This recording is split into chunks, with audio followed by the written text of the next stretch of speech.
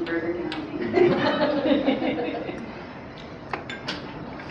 Good morning and welcome. Thank you, Business and Professional Women Regina, for hosting and organizing this event. And thank you, candidate colleagues and Della, for your contribution so far. And thank you for coming and for caring and for joining the conversation. I want to begin by acknowledging that we are all treaty people, that we are gathering as many nations on Treaty 4 territory today. I'm going to start with several stories, if you'll bear with me. In 1996, I graduated with a Bachelor of Arts in Religion, just in time to figure out I didn't want to work in religion.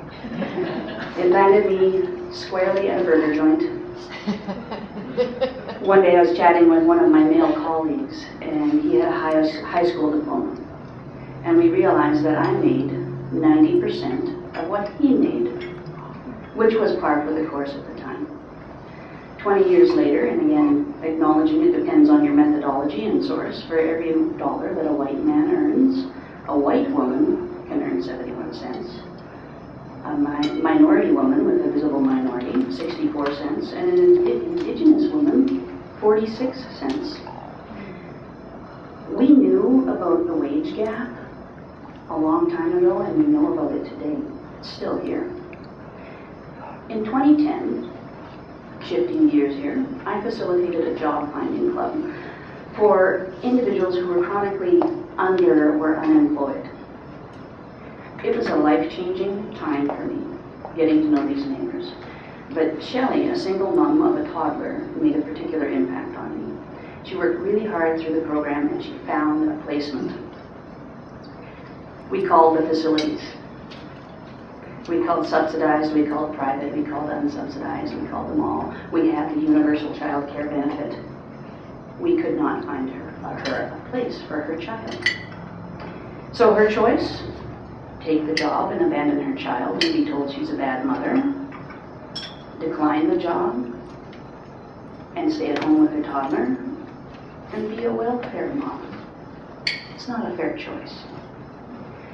We knew about the lack of child care spaces way back in the 70s, and we knew the impact it had on women's lives and the economy.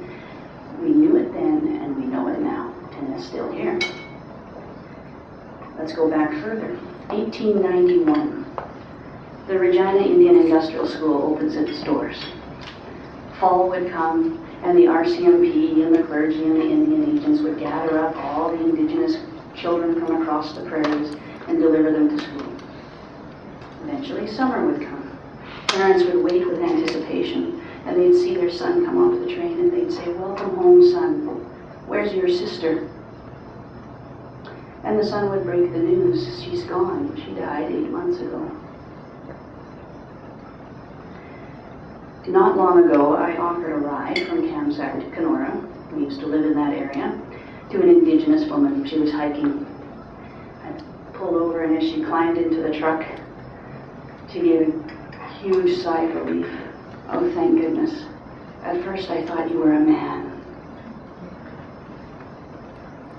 And I was aware what the usual fare might be. And lastly, just a couple of weeks ago, my white friend told me a story. She has a young indigenous girl that comes over after school quite regularly. This little girl is 10 years old. And just quite matter-of-factly, she asked, "Jane, if I go missing, will you come find me? What will you do to find me?"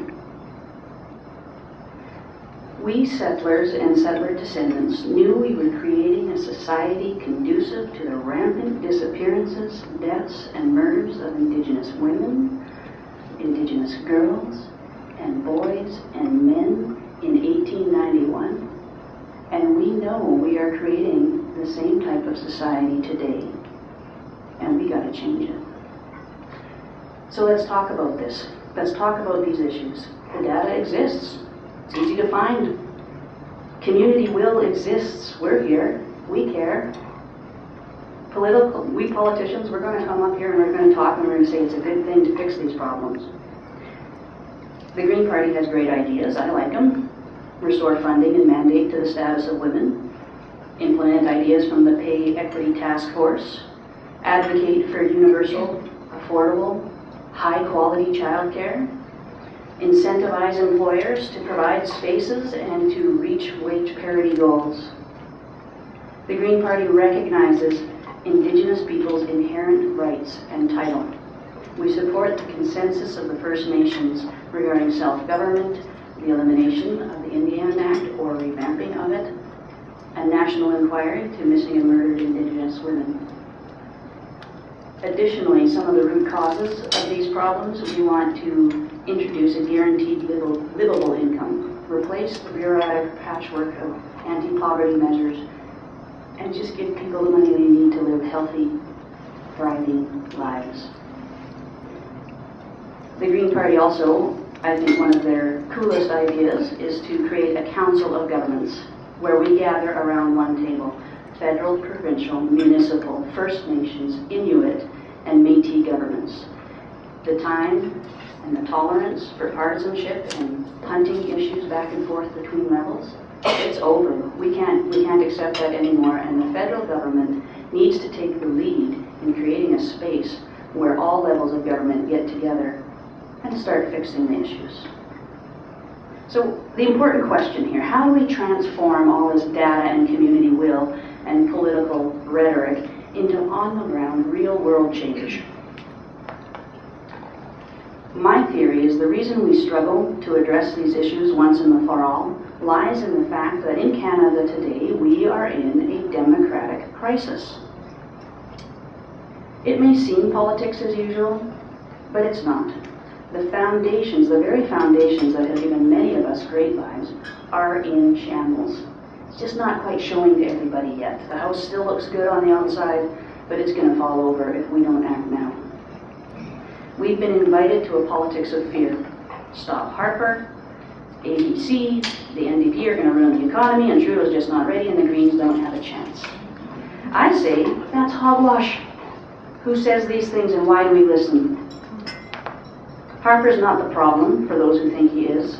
He's just the result of the problem. The NDP are not going to ruin the country. Alberta's going to be fine. Trudeau is as ready as anybody, and of course, Regina Louvan and any riding in Canada can nominate a Green person to represent them. There are enough non-voters and undecided voters for any riding in Canada to go Green. So don't believe it anymore. What's the crisis? We have a first-past-the-post system. 38% of the vote gets 100% of the power. That is not democracy. We need proportional representation. We agree on that. But further, we have a Prime Minister's office. It's unelected, unaccountable, unconstitutional, and unnecessary. And yet they create the policy that governs all of our lives with impunity. We need to get rid of it entirely. Parties and party leaders need to divest power to the constituents so that MPs can do our jobs, which is to represent the interests of our neighbors. So I'm inviting you today to a politics of courage and passion and empathy and leadership, and together we can do this. Here's how. It starts by getting to know our neighbors. And by neighbors, I mean the people next door. I mean the people across the world. I mean the people that look and act and think like us. And most importantly, I mean the people who don't think and look and act like us. Once we get to know our neighbors, we develop understanding. And Della's stories furthered our understanding of what's going on. Once we have understanding, then those of us who are privileged, those are intimidating numbers, can develop empathy. And once we have empathy, which is what I think is lacking most in Ottawa today, once we have empathy, our only choice and our only desire is to act. The next thing, host voting parties, please. Chances are if you voted last election, your neighbor did not. So host a party, have a barbecue, toast democracy, join arms, tell each other, we're going to the polls today, we're going to vote today, and I invite you to vote Green, vote Tamela Friesen if you're in Regina Louvan, and to tell everybody else that you're doing it. Thank you.